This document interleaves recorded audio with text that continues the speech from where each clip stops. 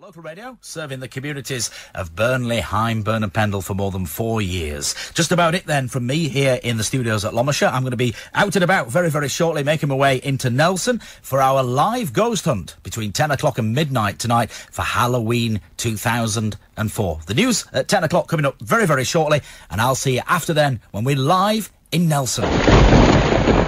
Welcome to Nelson for Halloween 2004. It's David Blaxhall with you.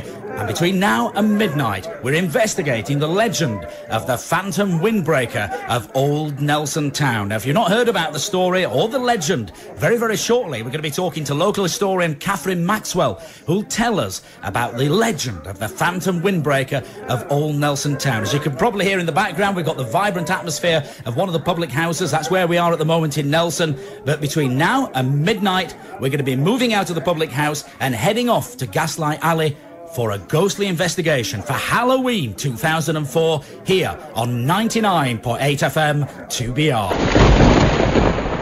99.8 FM 2BR, local radio 24 hours a day, all across Burnley, Hyndburn and Pendle. So, tonight, we're in Nelson, we're investigating the legend of the Phantom Windbreaker of Old Nelson Town. Now, very shortly, we're going to be leaving the public house here, heading out into the cold and going down into Gaslight Alley. But before that, let's look back at the story of the Phantom Windbreaker. On the line now, we're joined by a local historian, Catherine Maxwell. Catherine, good of you to join us tonight on Halloween. Thank you, David. Good to be here. Now, tell us then, the legend itself, it goes back to 1882 when Shazad Dickens came to Nelson, but it actually goes back a little bit further than that as well, which not many people realise, because he was very, very popular on the stage, wasn't he? He was, David. Well, this is a very unusual and quite sensational historic episode, because you're right, the story dates back to 1882 and concerns this gentleman, Shazad Dickens, but he wasn't originally known as the curry house owner. He was known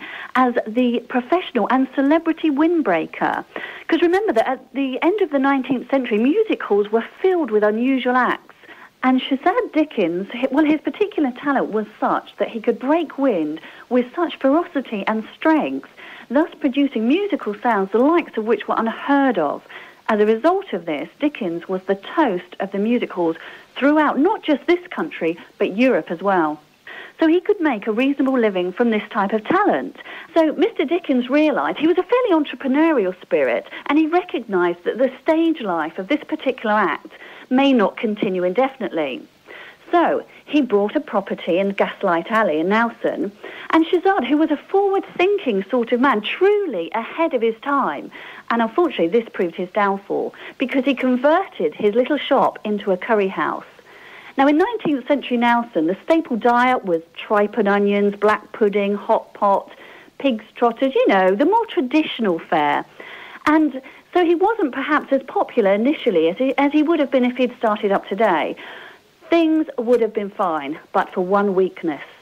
Mr. Dickens thought waste was the worst sin possible, so he consumed every leftover, and there were often many. Well, you can imagine the consequences. His excessive curry consumption led to a build-up of internal gases that resulted in the most tragic and explosive death imaginable. He is recorded as one of the few men to truly spontaneously combust, and that in itself is an amazing feat. So ever since that desperately sad night, there have been numerous reports of phantom trumpeting, the likes of which you cannot imagine. The sounds, the noxious stenches have not been experienced anywhere else in the world, except in Gaslight Alley, Nelson, on the exact spot where Shazad Dickens' curry house previously stood. Catherine Maxwell, local historian, many thanks indeed for joining us on the telephone tonight to recap on the legend of the Phantom Windbreaker of Old Nelson Town. If you just come on board, it's David Blaxhall with you on 99.8 FM 2BR. We're coming to you live from Nelson, and between now and midnight, we're going to be investigating the legend of the Phantom Windbreaker of Old Nelson Town. Now, we've been asked by the landlord of the pub that we're in at the moment not to give away the location of this pub, simply because the guy doesn't want loads of ghost hunters converging on the pub, because In fact, very, very shortly, as I say, we're going to be leaving here and heading out into the cold and heading across Nelson towards Gaslight Alley. It is 99.8 FM 2BR on Halloween 2004.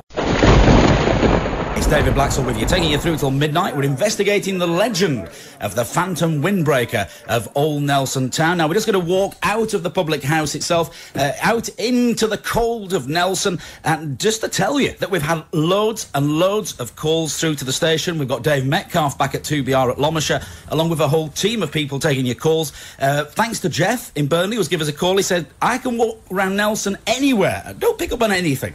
Nothing at all, except Gaslight Alley. He said there's an extremely strange and eerie atmosphere down there in Gaslight Alley. Also, Chris has given us a call from the council to say, I was called down there earlier this year, along with a team of people, to investigate the sewers, the drains, because of residents in the area complaining about the smell, the stench of methane, but we found nothing wrong. Also, many thanks indeed to Emma, who's given us a call from Briarfield. Now, Emma says, I use Gaslight Alley as a shortcut to go to work sometimes. She says, and one of the things down there is that it gets very, very cold. Even on a sunny day, there's always a wind there as well. She says, you know, I've always experienced wind in the back passage in the alleyway there. So many thanks indeed to Emma. Jade in Cone says her husband went down there last year to do some renovation work on one of the houses, and he just didn't like the atmosphere down there at all. Also had a call from Muzz in Nelson, who says, only the other week, early hours of Saturday morning, I was coming back from the Good nightclub, going home, I was caught short,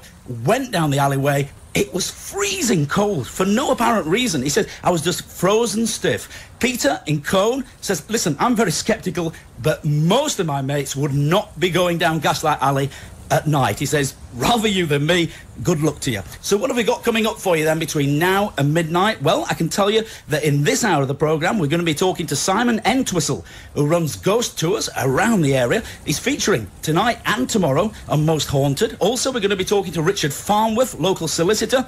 Got some very interesting stories to tell us as Richard.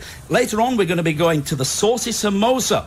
That's at the top of Gaslight Alley, where we've got some interesting stories there from the owner of the Saucy Samosa. We're also going to be hearing about how tourists from around the world have now picked up on the legend of the Phantom Windbreaker of Old Nelson Town. Also, later on, we're going to be joined in Gaslight Alley by Professor Heinrich von Lichtenstein, who's got a doctorate in sensors technology. Now, he believes that the whole thing is a hoax. What do you think about it? Maybe we'll find out between now and midnight. It's 99.8 FM 2BR coming to you live from Nelson. We're investigating the legend of the Phantom Windbreaker of Old Nelson Town on Halloween 2004.